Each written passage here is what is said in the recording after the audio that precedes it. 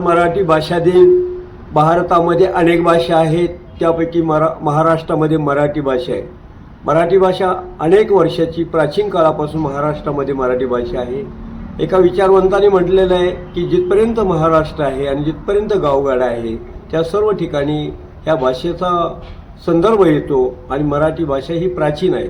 मराठी भाषेमध्ये अनेक प्रकारचं या ठिकाणी कार्य झालेलं आहे।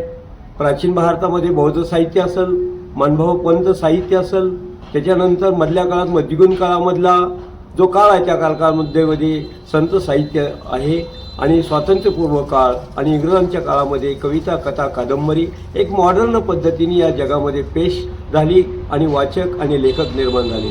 स्वातंत्र्यानंतर आणि आज कविता, कथा, कादंबऱ्या फार मोठ्या प्रमाणामध्ये नवीन लेखक लिहित आहेत। मराठी साहित्यामध्ये दलित साहित्याचं दालन फार समृद्ध आहे। त्यामध्ये अनेक साहित्यिकांनी लेखन केलं। संत चोखामेळ्यांनी त्या काळामध्ये विद्रोहाची भाषा सांगितली आणि त्याच्यानंतर बाबूराव बागुल असतील, नामदेव ढसाळ असतील, त्यांनी चांगल्या प्रकारचं साहित्य मराठी साहित्यामध्ये निर्माण केलं।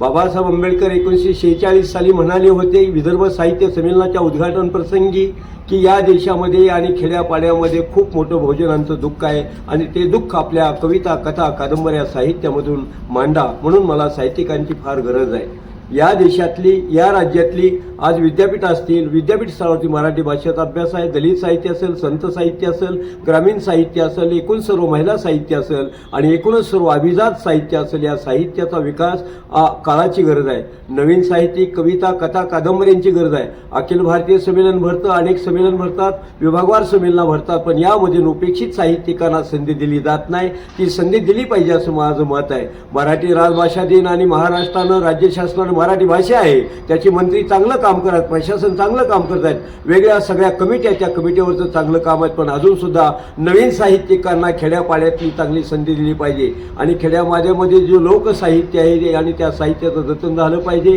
आणि अनेक ठिकाणी ह्या संपूर्ण धनगरी ओवी असतील आणि कोळी गीतं असतील, अशा प्रकारचं सर्व सामाजिक अंगाचं साहित्य आजही पुढं आलं पाहिजे आणि म्हणून मराठी भाषेच्या दिनानिमित्त मी साहित्यिक आणि कादंबरीकार सांगेन। माझ्या भिरगोळ कादंबरीमध्ये, फिरती पाठीमध्ये आणि कवितामधून मी बारीक विचार करून समाजाचं दुःख मांडण्याचं काम करत गेली 40 वर्षे करत आहे आणि म्हणून मराठी भाषेच्या निमित्ताने महाराष्ट्रातील, देशातील सर्व विद्यार्थ्यांना, सर्वांना मी शुभेच्छा देतो आणि अनेक भाषा आल्या पाहिजेत आणि मराठी भाषेचं संवर्धन आणि समृद्धी आपण वाढवली पाहिजे।